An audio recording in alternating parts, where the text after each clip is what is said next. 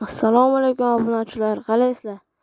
Bugungi videoda biz Bedrock versiya o'yinini o'rib joniga tegib ketgan akalarimiz uchun Java versiya tortishni o'rganamiz. Bunga kompyuter umuman shart emas. Videoni oxirigacha ko'ring, buni qandayligini bilib olasiz. Xo'p, bu yerda birinchi qiladigan ishimiz hozir Play Marketga kirib, men qanday qilsam ham xuddi shunday qiling. Qarang, hozir.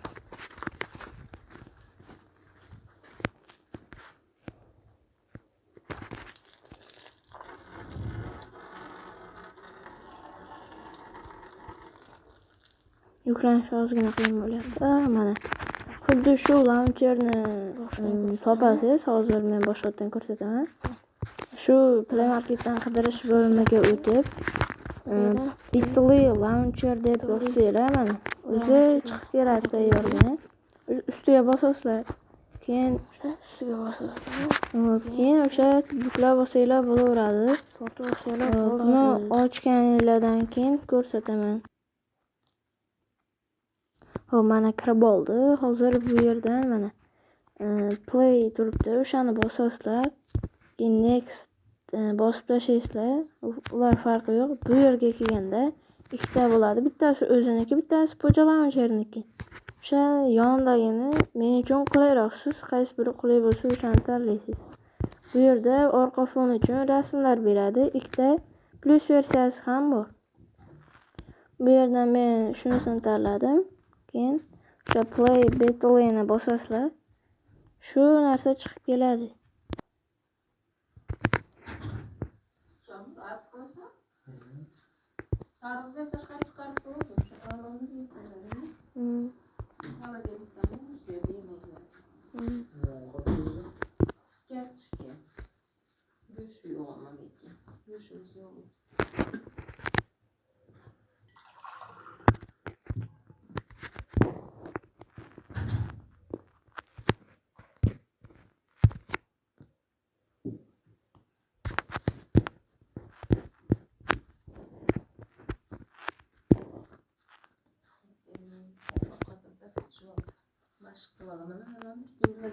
Xo'p, bularni qo'shda ham alohida video qilib chiqaman albatta.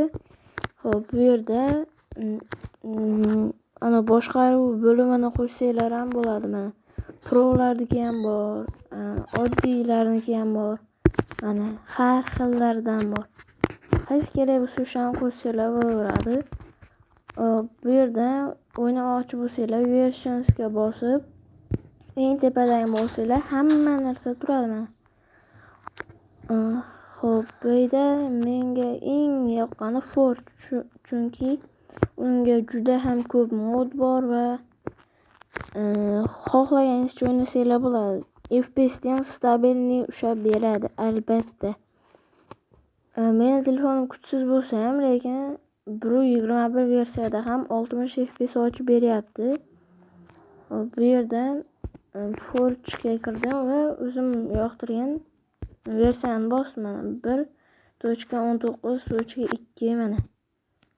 Shu yerda eng oxirgi versiyasini tanlaganlar yaxshi, chunki o'sha eng oxirgi chiqarilgani bo'ladi. Videomiz oxiriga yetdi, like bosib qo'ying.